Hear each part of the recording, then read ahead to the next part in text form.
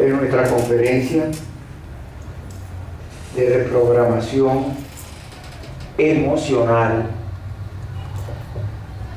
y de vida. Habíamos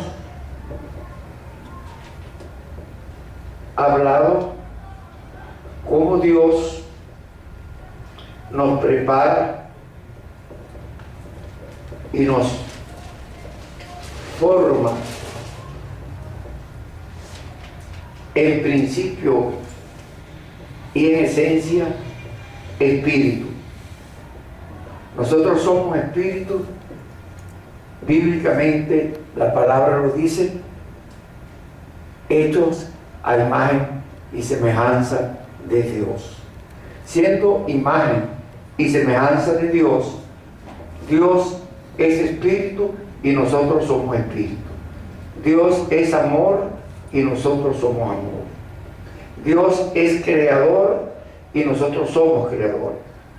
Son tres características indispensables para nuestro propósito de vida. Nosotros tenemos un propósito de vida. Al venir al mundo, en la mente de Dios era un diseño de nosotros para formar hijos para el pueblo de Dios. Eso lo hemos venido hablando, y Dios vino en persona después del fracaso de Adán, de Abraham y de todo un pueblo que él formó para sacar de allí su familia. Entonces Dios vino en persona, la segunda persona de la Trinidad Divina, nuestro Señor Jesucristo, vino a formar la familia de Dios. Y la familia de Dios, nuestro Señor Jesucristo, la formó de un hogar cristiano.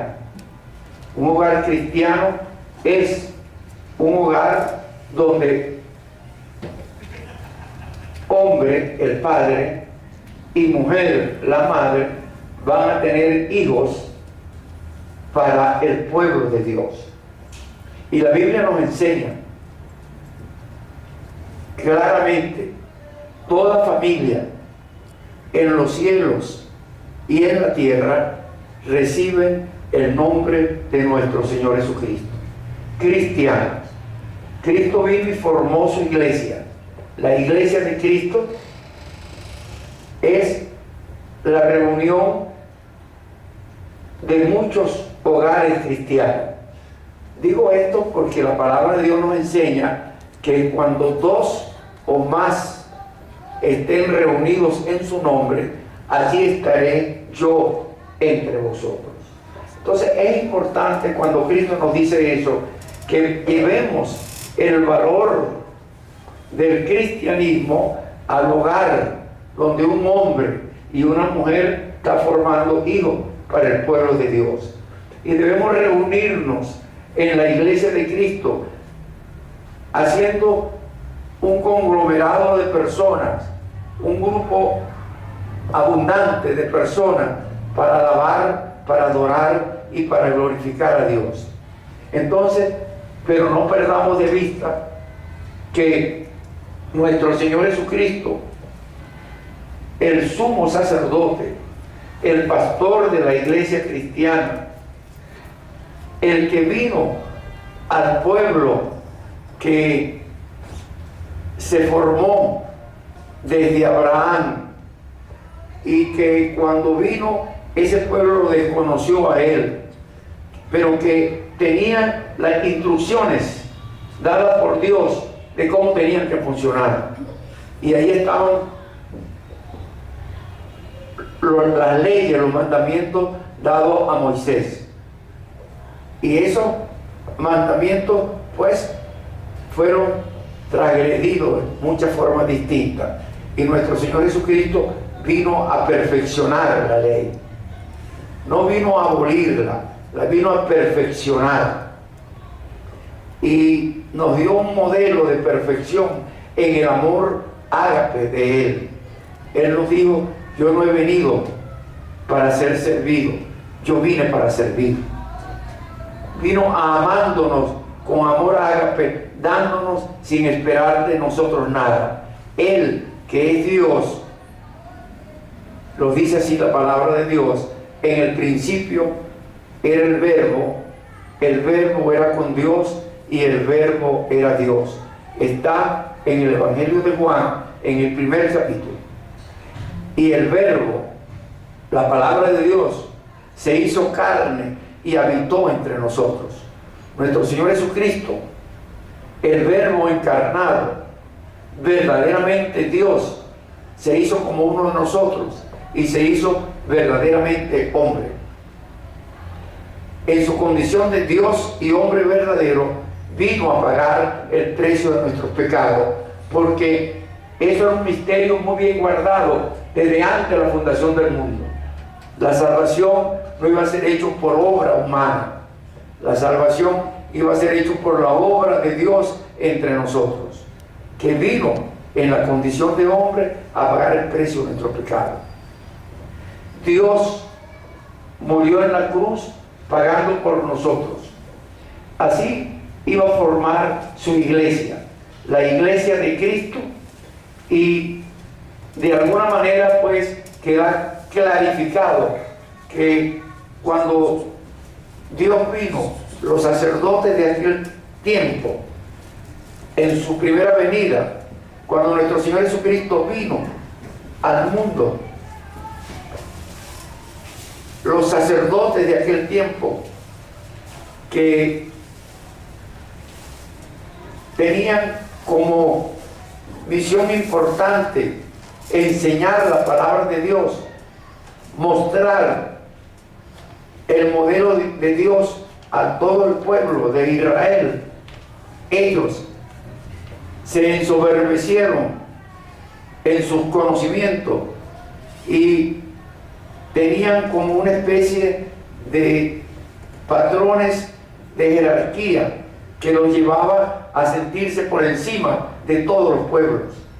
Y Dios nos dice y nos recuerda en su palabra que Dios no tiene acepción de personas. Por eso nuestro Señor Jesucristo viene al mundo y no viene solamente a rescatar a las ovejas perdidas del pueblo de Israel, viene a rescatar a las ovejas del mundo entero. Dios no tiene acepción de personas.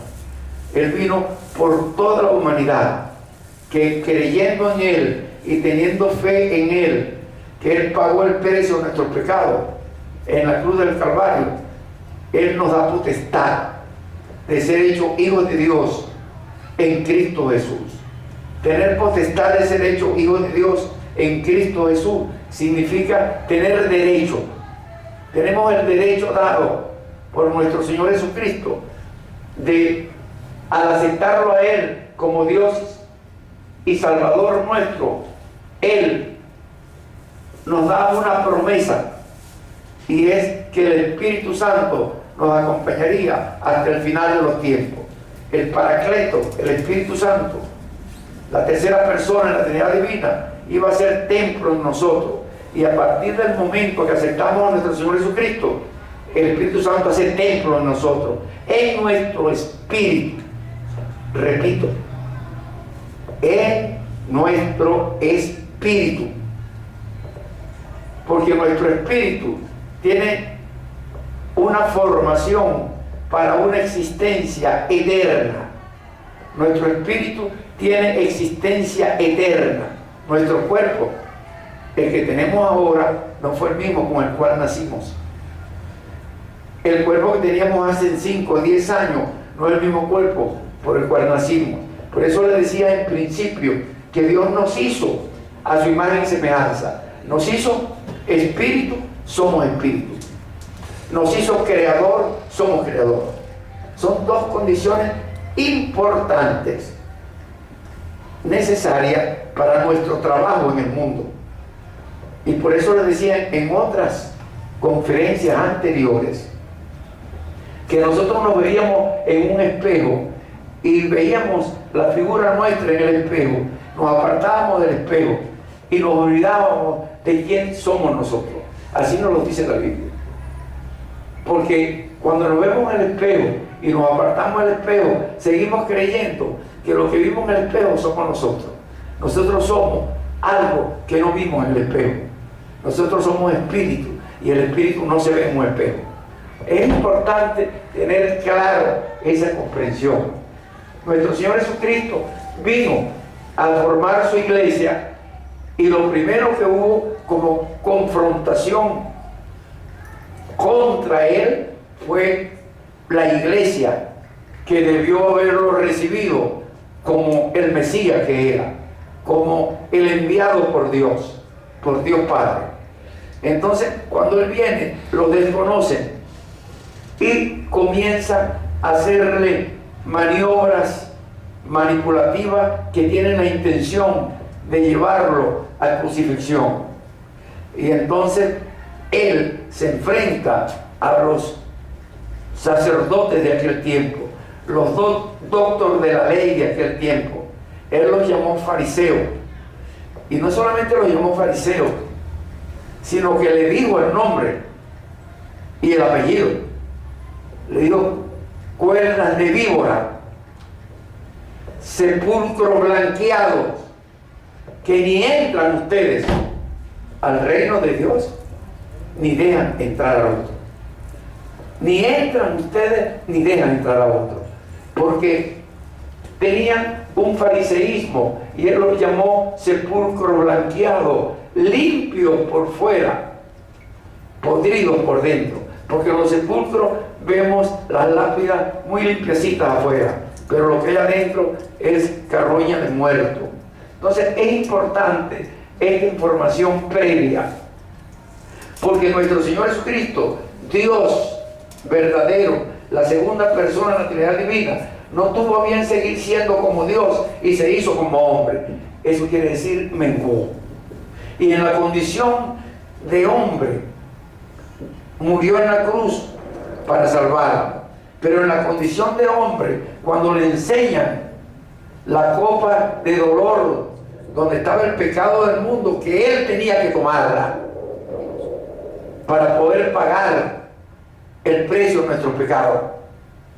Él tenía que ingerirla. Al él tomarla, al él ingerirla, él que no conoció pecado iba a ser hecho pecado. Él que es puro iba a ser hecho maldición.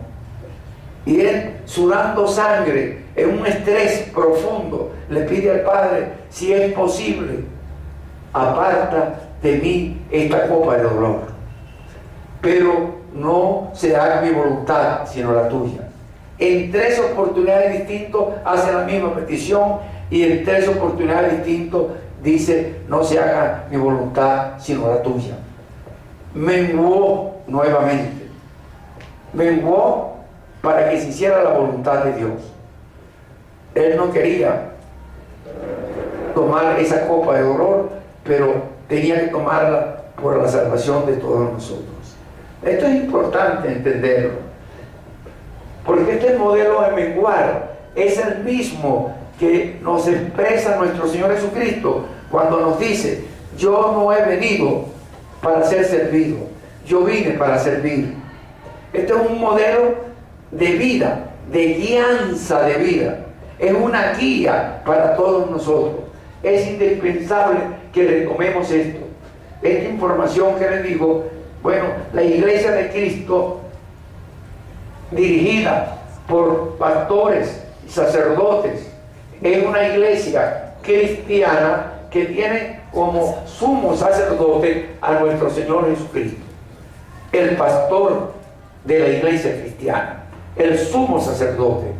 Es importante que tengamos claro este concepto. Somos pueblo de Dios en Cristo Jesús. Repito lo que antes dije: toda familia de Dios en los cielos y en la tierra reciben el nombre de nuestro Señor Jesucristo. Cristianos. Es importante pues que tengamos este concepto si queremos formar familia para el pueblo de Dios, si queremos ser familia de Dios. Porque una cosa es que nos formen y otra cosa es que uno redecida lo que tiene que hacer en su vida. Redecidir tiene el sentido de reprogramar. Nosotros fuimos programados en un modelo que no es el modelo de Dios. Fuimos programados en un modelo que es el modelo del mundo. Dios nos hizo a su imagen y semejanza, y al nacer, dice la palabra de Dios, que el impío es apartado desde el vientre de la madre. Y impío quiere decir falta de piedad, todo lo opuesto a lo que es el amor ágape de Dios. El amor ágape de Dios va a caracterizarse en primer lugar porque tiene piedad para el mundo, y por piedad nuestro Señor Jesucristo vino a morir por nosotros, pagando el precio de nuestros pecados. Por piedad nosotros debemos ir al mundo a enseñar el modelo de salvación, una orden que dio nuestro Señor Jesucristo.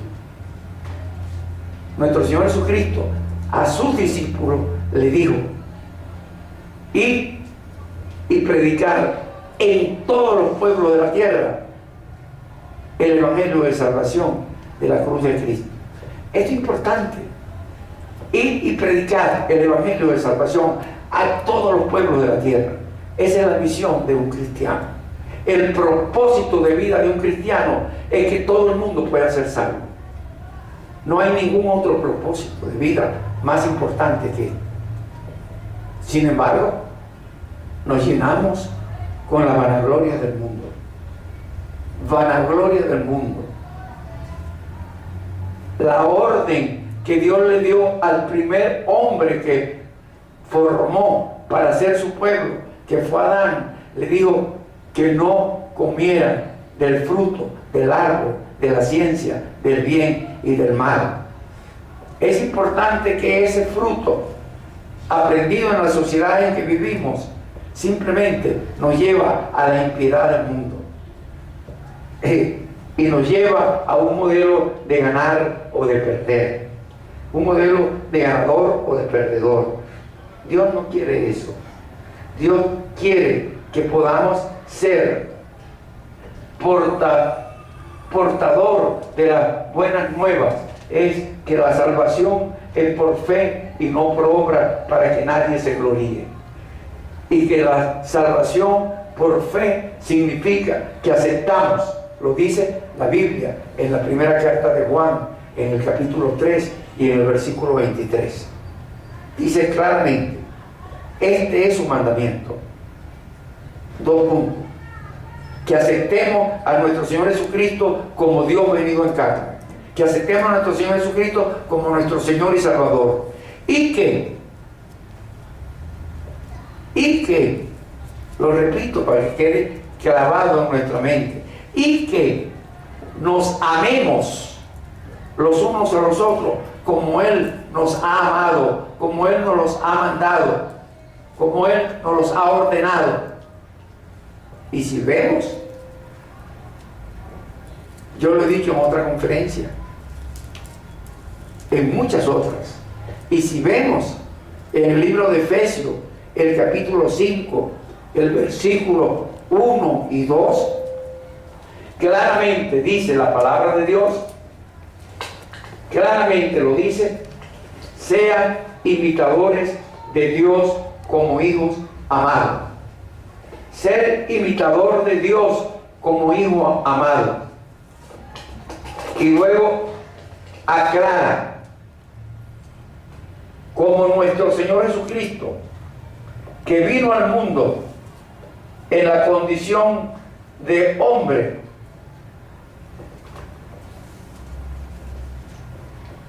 para entregarse por sacrificio,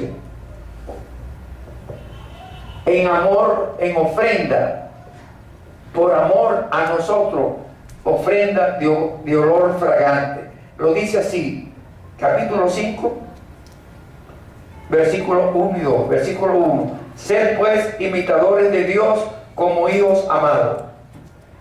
Versículo 2: y andad en amor, como también Cristo nos amó y se entregó a sí mismo por nosotros, ofrenda y sacrificio a Dios en olor fragante. Ese es el modelo de un cristiano.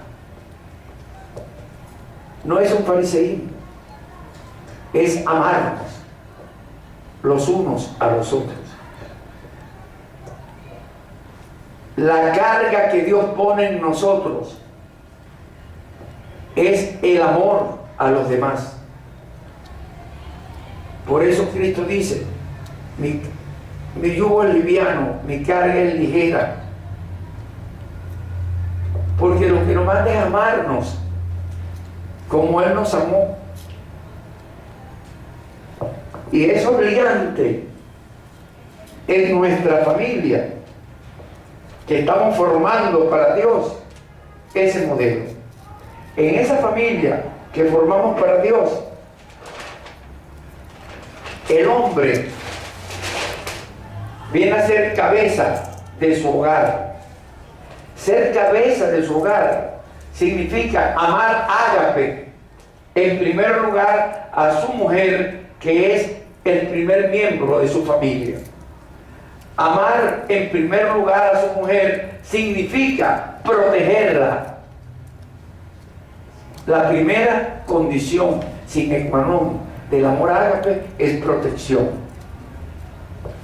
El hombre que no sabe proteger no sabe amar. No ama con amor ágape. La segunda es proveer. La tercera es dirigir. La cuarta es guiar en el modelo de amor de Dios. Guiar significa vivir enseñando con la vivencia, con el devenir diario. Y de esa manera, amar ágape, amar a su mujer como Cristo amó a la iglesia, que dio su vida por ella.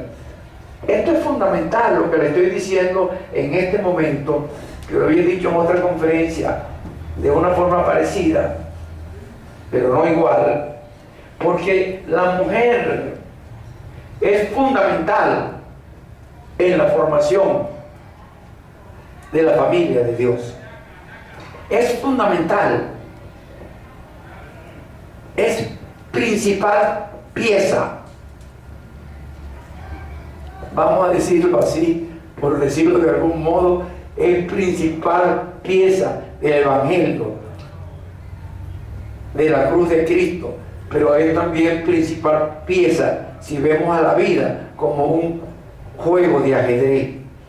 Es la principal pieza del juego de ajedrez. Y en el juego de ajedrez, la reina tiene movilidad de cualquier forma.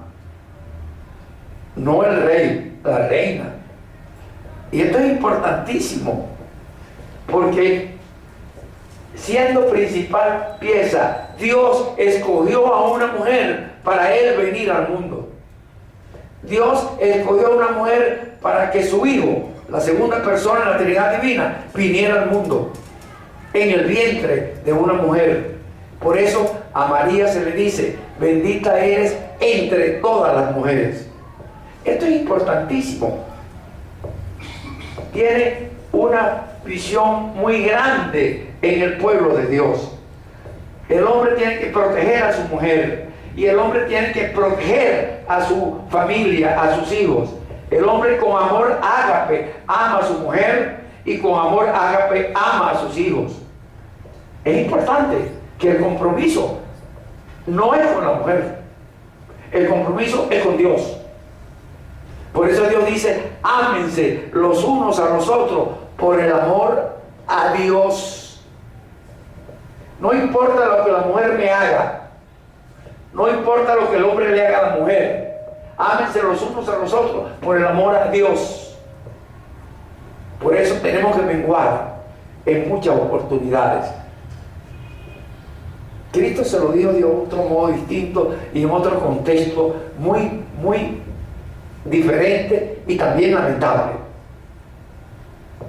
Cuando llevaron a la mujer adúltera para que Cristo diera la dirección de apedrearla, el que es puro amor ágape, y tener amor ágape quiere decir capacidad de perdonar, y él vino a perdonar. Le quisieron poner, como decimos en criollo, una conchita de mango para que se rebalara, y le llevaron a la mujer y ya todo el mundo venía con las piedras. Señor, la encontramos en pleno acto de adulterio y la ley dice que hay que apedrearla hasta la muerte. Pero para que vean la característica humana, llevaron a la mujer, pero no llevaron al hombre. Cristo le dice, ok, bueno, no le dijo que ella no hablaba inglés. Él le dijo, el que esté libre de pecado, tire la primera piedra. Porque para culpar a alguien tenía que no tener pecado. Por eso Él vino a pagar por nosotros, porque en el mundo no había ni una persona, recalco, no había ni una persona, en el mundo no había nadie que no tuviera pecado. El único que estaba sin pecado en el mundo fue nuestro Señor Jesucristo. Nadie más. Por eso Él tenía que tomar la copa de dolor donde estaba el pecado del mundo. Entonces, Él le dice, el que esté libre de pecado, que arroje la primera piedra. Todo el mundo soltó la piedra y se fue. Y Cristo le dice a la mujer, ¿dónde están los que te acusan? No están, Señor, se han ido. Ni yo te acuso. Y en ese ni yo, que la gente no lo recalca, yo siempre he querido recalcarlo para reafirmarlo. Ni yo, que soy Dios, te acusa. Si Dios no te acusa, ¿quién te puede culpar? Ni yo te acuso. Vete y no peques más. Y ese ni yo se generaliza a la humanidad entera. Cuando Cristo muere por cualquiera de la humanidad entera que acepta el sacrificio de Cristo como Señor y Salvador, Cristo le está diciendo, ni yo te acuso. Los que tengan la piedra para tirártela, o que la suelten, o que se la entiendan con Dios. Porque Dios dice en su palabra, el que no tenga misericordia, con él no se tendrá misericordia. Bueno, eso es importante tenerlo claro. Entonces, ni yo te acuso. Y después, los fariseos llegan y le plantean que si es lícito al hombre divorciarse por causa de fornicación o de adulterio. Y Cristo vuelve a decirle, no, no es lícito divorciarse por causa de adulterio. Ellos le dicen, creyendo que ya lo tenían, agarramos su conchita de mango, le dicen, pero cuando Moisés se permitía por causa de adulterio o de fornicación, y Cristo le devuelve la pelota de ping-pong. Cuando Moisés se permitió por la dureza del corazón del hombre. ¿Por qué por la dureza? Porque no tenían capacidad de perdonar, no tenían capacidad de amor ágape, que es lo que Dios nos manda. Se permitió por la dureza del corazón del hombre, pero en el principio no era así. Lo que Dios unió, no lo separe el hombre. Lo que Dios unió, no lo separe el hombre. Eso tiene una connotación muy importante cuando estamos hablando de la familia para Dios, porque los hijos que estamos teniendo no son hijos nuestros, son hijos de Dios. Por eso nos manda, ámense los unos a los otros por el amor a Dios. Y por eso Dios nos dice, no te cases en yugos desiguales.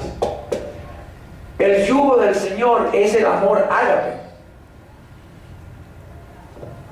El yugo desigual es el no amor ágape.